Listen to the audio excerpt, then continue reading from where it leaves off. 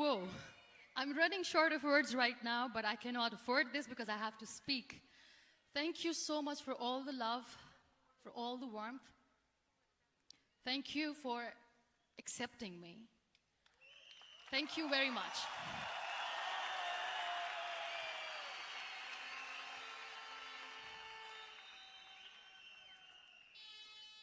Well, I always start my talk with a disclaimer. And that disclaimer is that I've never claimed to be a motivational speaker. Yes, I do speak, but I feel more like a storyteller because wherever I go, I share a story with everyone. Well, it is a story of a woman whose perfectly imperfect life made her who and what she is today. It's the story of a woman who, in pursuit of her dreams and aspirations, made other people realize that if you think that your life is hard and you're giving up on that because you think your life is unfair, think again. Because when you think that way, you are being unfair to your own self. It's the story of a woman who made people realize that sometimes problems are not too big. We are too small because we cannot handle them.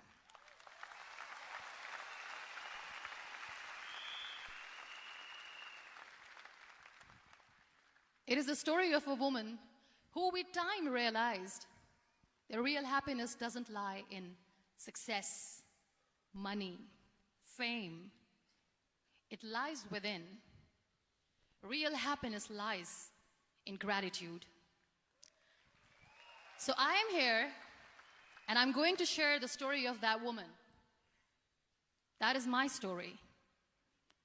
The story of gratitude.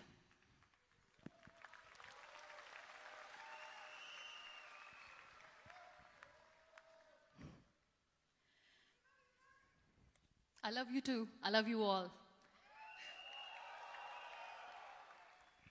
I believe in the power of words. Many people speak before they think. But I know the value of words. The words can make you, break you, they can heal your soul, they can damage you forever.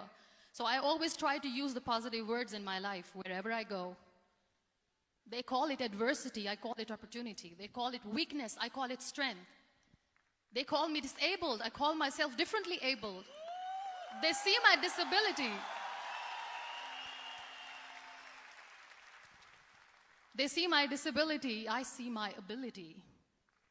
There are some incidents that happen in your life, and those incidents are so strong that they change your DNA.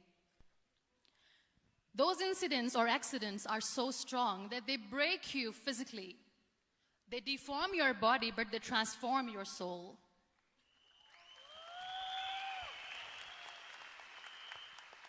Those incidents break you, deform you, but they mold you into the best version of you.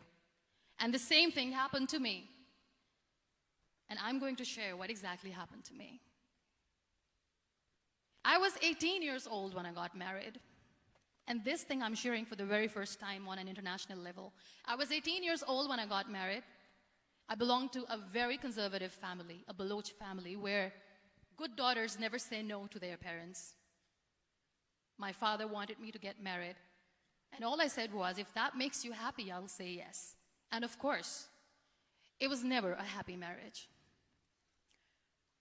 Just about after 2 years of getting married, about 9 years ago, I met a car accident. Somehow my husband fell asleep and the car fell in the ditch. He managed to jump out, saved himself. I'm happy for him. But I stayed inside the car and I sustained a lot of injuries. The list is a bit long. Don't get scared. I'm perfectly fine now.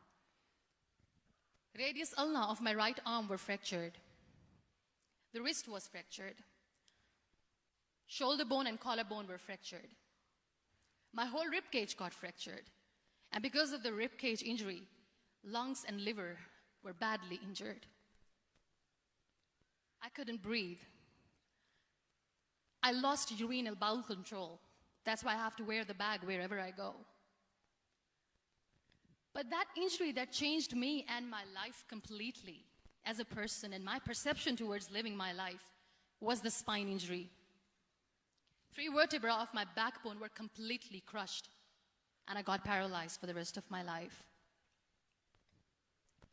So this accident took place in a far-flung area in the outskirts of a very small province, Balochistan, where there was no first aid, no hospital, no ambulance. I was in the middle of nowhere in that toppled car. Many people came to rescue. They gave me CPR. They dragged me out of the car. And while they were dragging me out, I got the complete transection of my spinal cord. And now there was this debate going on. Should we keep it here? She's going to die. Where should we go? There is no ambulance. There was this 4-wheeler Jeep standing in the corner of the street. They said, put her in the back of the Jeep and take her to the hospital, which is 3 hours away from this place. And I still remember that bumpy ride. I was all broken. They threw me at the back of the Jeep and they rushed me to the hospital. That is where I realized that my half body was fractured and half was paralyzed. I finally ended up in a hospital where I stayed for 2.5 months. I underwent multiple surgeries. Doctors have put a lot of titanium in my arm. There's a lot of titanium at my back to fix my back. That's why people in Pakistan call me the Iron Lady of Pakistan.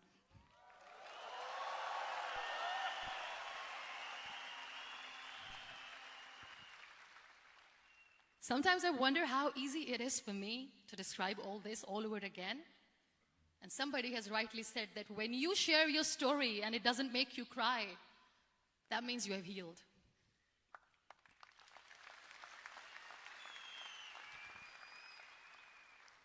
Those 2.5 months in the hospital were dreadful. I will not make up stories just to inspire you. I was at the verge of despair. One day, doctor came to me and he said, well, I heard that you wanted to be an artist, but you ended up being a housewife. I have a bad news for you. You won't be able to paint again because your wrist and your arm are so deformed, you won't be able to hold a pen again. And I stayed quiet. Next day, doctor came to me and said, your spine injury is so bad, you won't be able to walk again. I took a deep breath and I said, it's all right. The next day, doctor came to me and said, because of your spine injury and the fixation that you have in your back, you won't be able to give birth to a child again. That day, I was devastated. I still remember, I asked my mother, why me? And that is where I started to question my existence. Why am I even alive? What's the point of living? I cannot walk, I cannot paint, fine. I cannot be a mother. And we have this thing in our heads, being women, that we are incomplete without having children.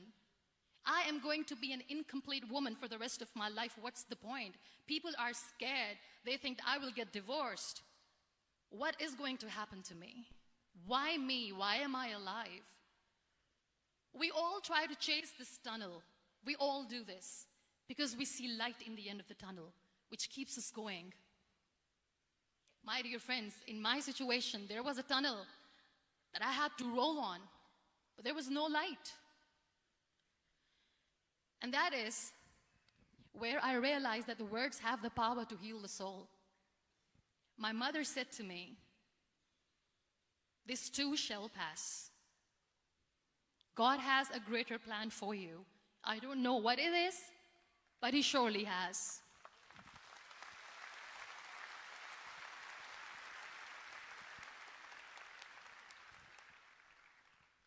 And in all that distress and grief, somehow or the other, those words were so magical that they kept me going. I was trying to put that smile on my face all the time, was hiding. It was so hard to hide the pain, which was there. But all I knew was that if I will give up, my mother and my brothers will give up too. I cannot see them crying with me. So what kept me going was, one day I asked my brothers, I know I have a deformed hand, but I'm tired of looking at these white walls in the hospital and wearing these white scrubs. I'm getting tired of this. I want to add more colors to my life. I want to do something. Bring me some colors. Bring me some small canvas. I want to paint. So the very first painting I made was on my deathbed, where I painted for the very first time. It was not just an art piece or just my passion. It was my therapy. What an amazing therapy it was. Without uttering a single word, I could paint my heart out. I could share my story. People used to come and say, what lovely painting. So much color. Nobody could see the grief in it. Only I could. So that's how I spent 2.5 months in my hospital, crying, never complaining or whining, but painting. And then I was discharged, and I went back home. And I went back home, and I realized that I have developed a lot of pressure ulcers on my back and on my hip bone. I was unable to sit. There were a lot of infections in my body, a lot of allergies. So doctors wanted me to lie down on the bed straight for not 6 months, for not 1 year, for 2 years. I was bedridden, confined in that one room, looking outside the window, listening to the birds chirping, and thinking maybe there will be a time when we'll be going out with the family and enjoying the nature. That was the time where I realized how lucky people are, but they don't realize. That is the time where I realized that the day I'm going to sit, I'm going to share this pain with everyone to make them realize how blessed they are, and they don't even consider them lucky. There are always turning points in your life. There was a rebirth day that I celebrated. After 2 years and 2.5 months, when I was able to sit on a wheelchair, that was the day when I had the rebirth. I was a completely different person. I still remember the day I sat on the wheelchair for the first time, knowing that I'm never going to leave this, knowing that I won't be able to walk for the rest of my life. I saw myself in the mirror, and I talked to myself. And I still remember what I said. I cannot wait for a miracle to come and make me walk. I cannot sit in the corner of the room crying, cribbing, and begging for mercy because nobody has time. So I have to accept myself the way I am. The sooner, the better. So I applied the lip color for the first time.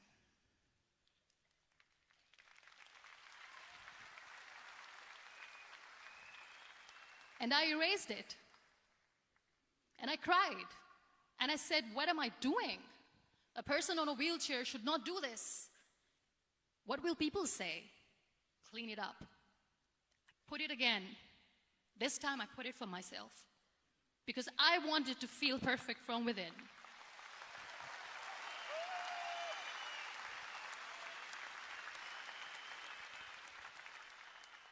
And that day I decided that I'm going to live life for myself.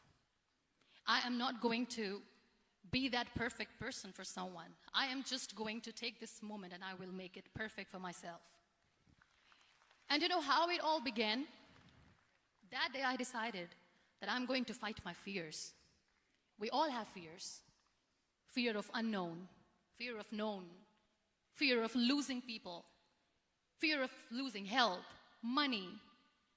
We want to excel in career, we want to become famous, we want to get money. We are scared all the time. So I wrote down one by one all those fears. And I decided that I'm going to overcome these fears one at a time. You know what was my biggest fear? Divorce. I couldn't stand this word. I was trying to cling on to this person who didn't want me anymore, but I said no. I have to make it work.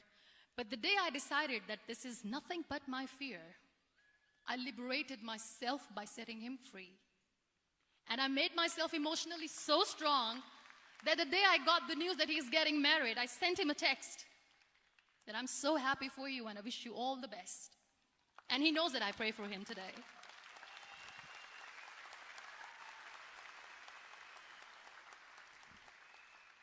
My biggest fear, number 2, was I won't be able to be a mother again. And that was quite devastating for me. But then I realized there are so many children in the world, all they want is acceptance. So there is no point of crying, just go and adopt one. And that's what I did.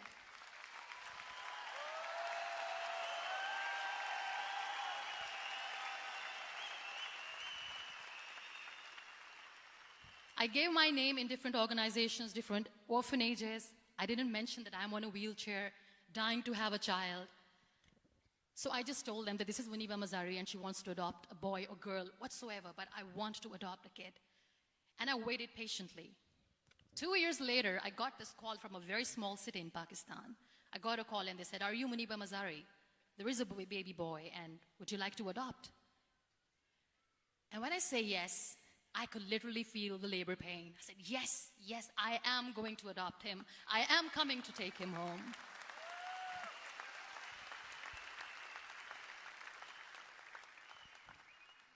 And when I reached there, the man was sitting and he was looking at me from head to toe. And in back of my head, I kept thinking that, oh my God, he's going to say she's on the wheelchair. She doesn't deserve it. How is she going to take care of him? And I looked at him and I said, "Do not judge me because I'm on the wheelchair." But you know what he said? He said, "I know you will be the best mother of this child. You both are lucky to have each other."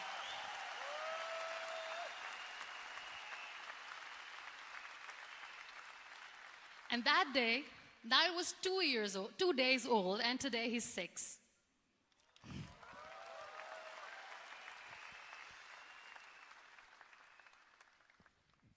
You'll be surprised to know another bigger fear that I had in me. It was facing people. I used to hide myself from people. When I was on bed for 2 years, I used to keep the door closed. I used to pretend that I'm not going to meet anyone, tell them that I'm sleeping. You know why? Because I couldn't stand that sympathy that they had for me. They used to treat me like a patient.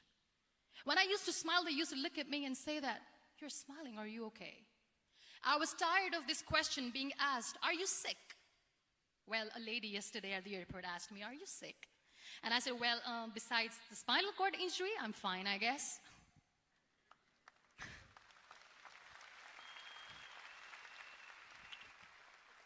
But those are really cute questions. They never used to feel cute when I was on the bed. So I used to hide myself from people, knowing that, oh my God, I'm not going to see that sympathy in their eyes. It's all right. And today I'm here speaking to all these amazing people because I have overcome the fear.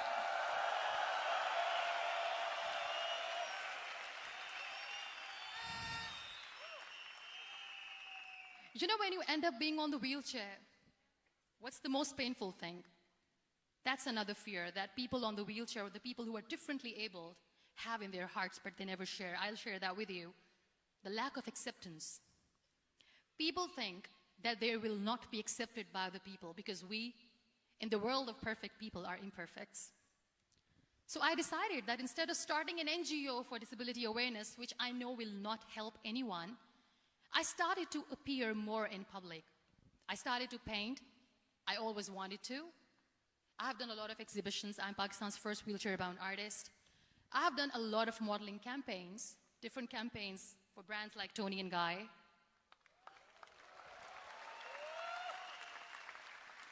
I have done some really funny, breaking the barriers kind of modeling. There was this one by the name Clown Town where I became a clown because I know that clowns have hearts too. And then I also decided that if I really want to make the difference, I am not going to let people use me for their polio campaigns where they will make you a victim and an emblem of misery and mercy and will say that, you know what, give polio drops to your children or they'll become like this girl. I decided that I'm going to join the national TV of Pakistan as an anchor person. And I've been doing a lot of shows for the last 3 years.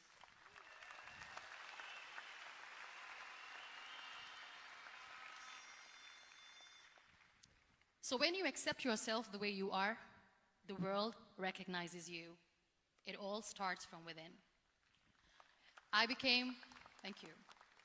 I became the National Goodwill Ambassador for UN Women Pakistan, and now I speak for the rights of women, children. We talk about inclusion, diversity, gender equality, which is a must. I was featured in BBC 100 Women for 2015. I'm one of the Forbes 30 under 30 for 2016.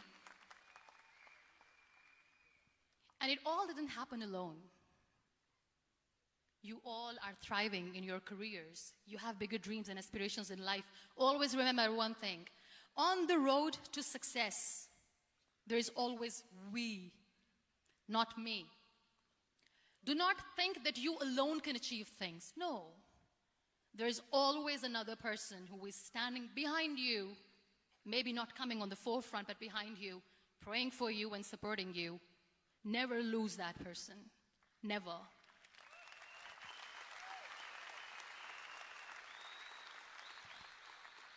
No matter how much I say that I couldn't find a hero, so I became one, I still want to recognize those 3 people in my life who literally changed my life completely, and I get inspiration from them every single day. Waleed Khan. Many people know about the terrorist attacks in Pakistan. We have lost many people. And I'm sharing this with a very heavy heart because we actually have lost a lot of people in this huge turmoil of terrorism. These people are barbarians. They do not see people. They're even worse than animals. They have killed people in mosques. They have killed people in churches, temples, even in schools. There was this terrorist attack in Army Public School, Peshawar, where these terrorists entered in an examination hall and they killed our children. And in that attack, that day, this beautiful boy, Waleed Khan, who was my hero, my real life hero, was the proctor who was taking care of the students, was keeping an eye on the students. Those barbarians shot him 3 times in the face, 5 times on his body, and he fell down. I was asked to give a talk in the school after a week of that terrorist attack. With a very heavy heart, I went there and I spoke. We sang a few national songs. I thought that maybe I've done my part, but deep inside, it was killing me. I could see children injured. I could see children sitting on the wheelchairs, looking at me, wondering, what next? What was our fault? Just because we were here to give examination, we have been shot. So many people, so many children lost their friends. Their classrooms were empty. The next day they went to the classroom. So this kid, Waleed Khan, I was asked that he is in a hospital right now, and you have to go and see him and motivate him and tell him that it's going to be okay. And when I saw Waleed Khan coming on the wheelchair for the first time in front of me, face was all deformed. His leg was fractured, his arm was fractured. He couldn't talk, he lost his teeth. He cannot sneeze, he cannot smell. He cannot eat. And I kept thinking, what should I say? That everything is going to be all right? No, nothing is all right. And while I was juggling with the words, what to say, what not to say, this beautiful child, Waleed Khan, came to me and he said, "Are you Muniba Mazari?" I said, "Yes." He said, "Baji, let's take a selfie."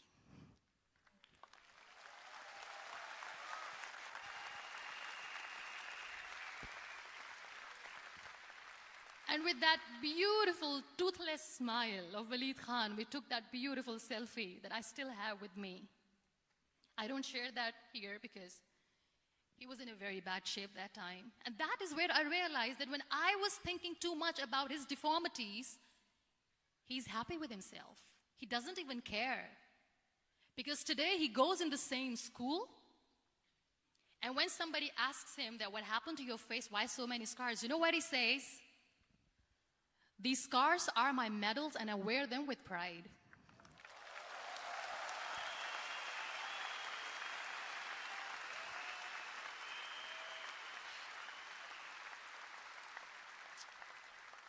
And how beautifully he says the terrorists wanted me not to study. I am going to study. I will become a doctor one day. And this is my way of taking revenge from those terrorists. Another real-life hero, of course, my son. His name is Nile, N-I-L-E, River Nile. I learned so much from this kid. The first and foremost thing is patience.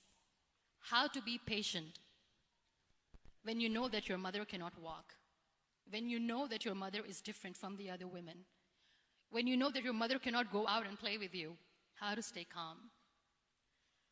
He loves football. And when we got the very first football, he was 4 years old. He was super excited. I still remember he came in the room and he said, "Mom, let's play football." And he kept the ball in my feet. And he said, "Let's kick it." And that day I felt disabled. I said, "I cannot kick the ball." And I was down with the same face. He looked at me and he said, "Well, that's all right. Your legs are not working, but your hands do. Let's play catch the ball."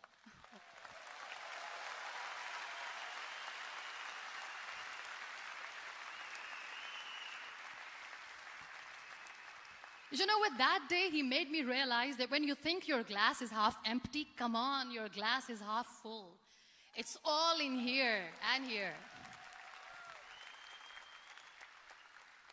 Last but not least, the woman who made me realize that heroes have no gender. The woman who believed in me even when I was completely at the verge of despair, where everybody left, she was there. And every time I looked at her, without saying anything, she used to look at me and said, "This too shall pass.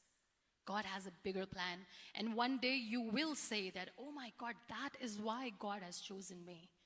She never cried in front of me. She has always said that there will be haters, there will be naysayers, there will be disbelievers, and then there will be you proving them wrong. My mother.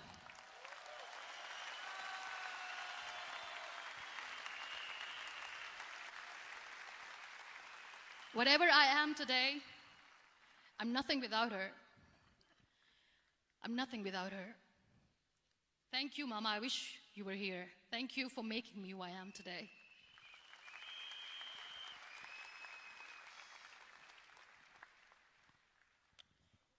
You know what? We human beings have a problem. Out of many problems, there is one more, and this is self-created one. We always expect ease from life. We have this amazing fantasy about life. This is how things should work. This is my plan. It should go as per my plan. If that doesn't happen, we give up. So my dear friends, let me tell you one thing. I never wanted to be on the wheelchair. Never thought of being on the wheelchair. I was always aspiring to do bigger things, but had no idea that for that I have to pay the price to be where I am today. It's a very heavy price.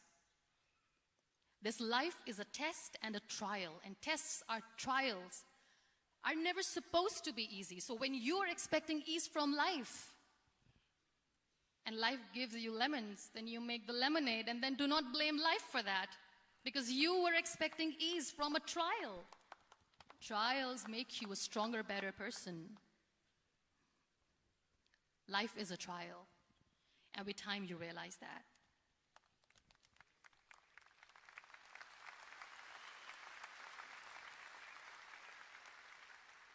It is okay to be scared. It is okay to cry. Everything is okay, but giving up should not be an option. They always say that failure is not an option. Failure should be an option, because when you fail, you get up, and then you fail, and then you get up, and that keeps you going. That's how humans are strong.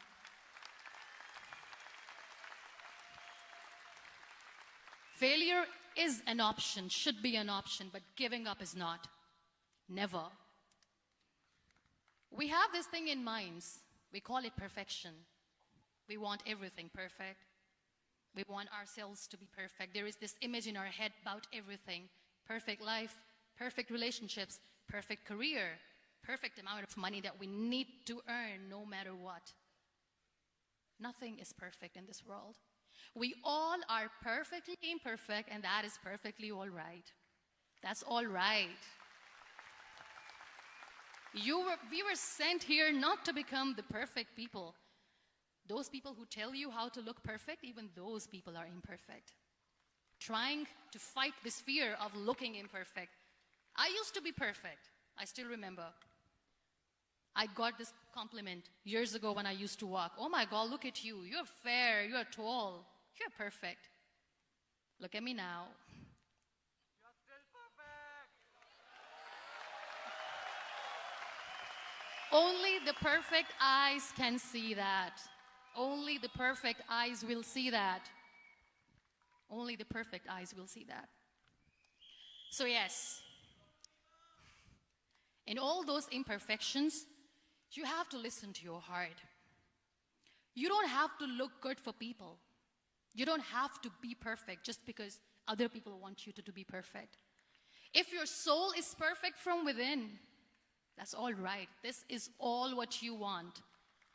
This is all what you need to be. Our society has made very weird kind of norms to look perfect and great. For men, it's different. For women, it's different. We think too much about what people say. We listen to ourselves too little. You know what makes you perfect? When you make someone smile. You know what makes you perfect? When you try to do something good for the people around you. You know what makes you perfect? When you feel someone's pain. And how beautiful pain is that it connects you with people. No other medium can connect you with others but pain. That's why I always say that I'm in pain, and that's a blessing in disguise for me. Today, just because I'm in pain and I'm on the wheelchair, I work for children, being the head of CSR for a company. We conduct medical camps in far-flung areas of Pakistan where so many kids die because they don't have medical facilities. And I personally believe just because they cannot afford to live doesn't mean we'll let them die. So we give them money, we give them medical treatment, we try to heal their wounds, physical and emotional. And I also work for the beautiful people, we call them third gender, the transgender community of Pakistan. You know what connects me with them? All my imperfections. When I go and I hug them, they never judge me. And this very good friend of mine, her name is Bijli. Bijli means electricity.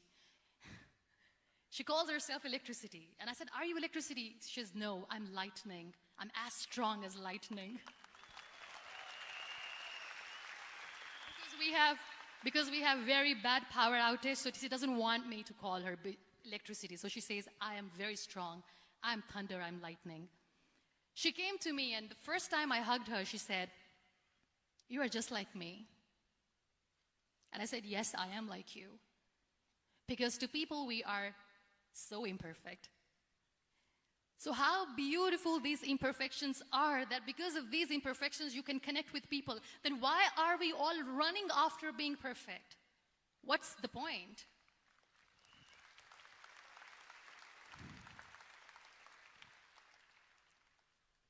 Every time I go in public, I always smile. It's always a big toothy smile on my face, and people ask me, don't you get tired of smiling all the time? What's the secret? I always say one thing, that I have stopped worrying about the things that I have lost, the people that I have lost. Things and people who were meant to be with me are with me. And sometimes, somebody's absence makes you a better person. Cherish their absence. It's always a blessing in disguise.